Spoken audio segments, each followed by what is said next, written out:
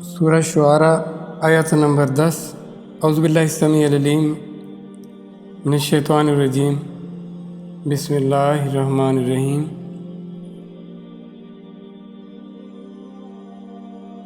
وَإِذْ اور جب نادا پکارا ربو کا تیرے رب نے موسیٰ کو انِئْتِ کہ تو جا قوم الظالمین ظالم لوگوں کے پاس۔ اگلی آیت بھی دیکھنے ذرا۔ قوم فرعون کے پاس الا یتقون کیا وہ مجھ سے نہیں ڈرتے۔ اب اس میں دیکھیں دو چیزوں کو خاص طور پر آپ نے دیکھنا ہے۔ ایک تو ظالم کون ہے، اس ظالم کے پاس موسیٰ کو، ان ظالم لوگوں کے پاس اللہ موسیٰ کو بھیج رہے ہیں۔ اب اس کے مقابلے وہ ظالم کیا ہے، ظالم کیوں ہیں وہ ظالم؟ وہ دیکھیں ظالم اور عادل ہوتا ہے، انصاف کرنے والا ہوتا ہے، اور اس کا جو اپوزٹ ہوتا ہے وہ ظالم ہوتا ہے۔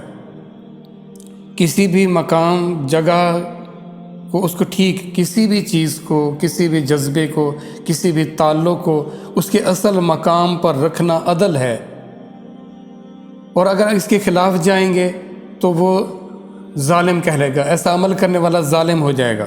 اب وہ عمل کیا ہے؟ عمل ہے یتقون کا۔ اب وہ تقوی کیا ہے؟ تقوی اللہ سے محبت ہے۔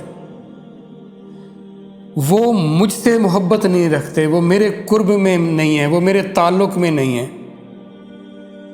اور میرے سوا میرے غیر کے تعلق میں مبتلا ہے۔ اب ایسا کرنے سے وہ ظلم کا شکار ہو رہے ہیں۔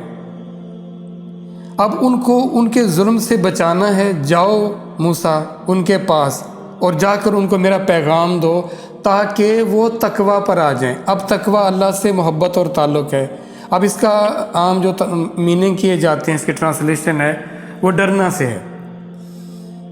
اب جب کسی کے تعلق اور محبت کے کم ہو جانے سے، تھوڑا ہو جانے سے، اس کے قرب سے محروم ہو جانے سے جو ایک انسان کے اندر خوف آتا ہے، تو اس کی طرف کیوں نہیں آ رہے وہ؟ اب اللہ سے محبت اور تعلق کی طرف نہیں ہے وہ دنیا کی عارضی چیزوں کی طرف لگے ہوئے ہیں اور ظلم کر رہے ہیں۔ دیکھیں جب انسان اعلیٰ کو چھوڑ کر ادنیٰ کی طرف جاتا ہے، کامل کو چھوڑ کر نقص کی طرف جاتا ہے، تو اس کے اندر نقائص پیدا شروع ہو جاتے ہیں۔ انسان کی زندگی میں جو نقص ہے، جو گڑبڑ ہے، وہ اس کامل ذات سے دوری کی وجہ سے۔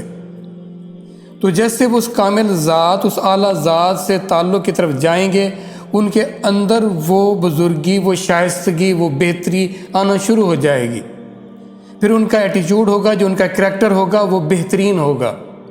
وہ نہ صرف اپنے آپ کے لیے بلکہ دوسروں کے لیے بھی وہ ان کی ذات بہترین ہو جائے گی۔ دوسرے ان کے قرب سے، ان کے تعلق سے فائدہ اٹھائیں گے۔ اگر ایسا نہیں ہوگا تو دوسرے ان کے ظلم اور ستم سے محفوظ نہیں رہ سکیں گے۔ تو اسی لیے موسیٰ کو بھیجا جا رہا ہے کہ موسیٰ جاؤ۔ اب دیکھیں تیرے رب نے جب ان کو پکارا، اب رسول اللہ صلی اللہ علیہ وآلہ وسلم سے فرمایا جا رہا ہے کہ ہم نے بھیجا موسیٰ کو قوم فرعون کے پاس، اور ہم نے ندا لگائی، پکارا موسیٰ کو۔ اب آپ کو پتہ ہے نا کہ موسیٰ کو کس طرح موسیٰ سفر کر رہے تھے، پھر اس سفر کے دوران موسیٰ کو ایک آواز آتی ہے، پھر اس درخت کے پاس جاتے ہیں، پھر وہاں پر اللہ سے ان کی گفت و شنید ہوتی ہے، یہ ساری باتیں اللہ سے ہوتی ہیں۔ پھر اللہ ان کو کن کے پاس بھیجتے ہیں۔ اب یہ بات ہم آپ سب کو بتانے کا مقصد کیا ہے؟ بتانے کا مقصد یہ ہے کہ دیکھیں اللہ نے اپنے رسولوں کو یا انبیاء کو جو مبعوث فرمایا، ان کو کن کے پاس بھیجا، مقصد کیا تھا؟ اب وہ مقصد تھا خالق اور مخلوق کے درمیان جو ڈسٹنس کریٹ ہو گیا تھا، جو فاصلہ مخلوق نے پیدا کر لیا تھا، اس فاصلے کو کم کرنا تھا، بلکہ ختم کرنا تھا۔ اب اسی مقصد کے لیے رسول اللہ صلی اللہ علیہ وآلہ وسلم کو مبعوث فرمایا گیا اور اس قرآن کو بھیجا گیا۔ اب ہمارا کیا اللہ سے وہ تعلق ہے؟ کیا اس قرآن پر ایمان لانے، رسول اللہ صلی اللہ علیہ وآلہ وسلم کو اپنا رسول ماننے کے بعد کیا ہم اپنے اللہ سے وہ رابطہ، وہ تعلق بہتر کر سکے؟ اگر نہیں کر سکے تو کیا چیز ہے، کیا امر مانے ہے، کس چیز نے ہمیں اس کام سے، اس تعلق سے روکا ہوا ہے؟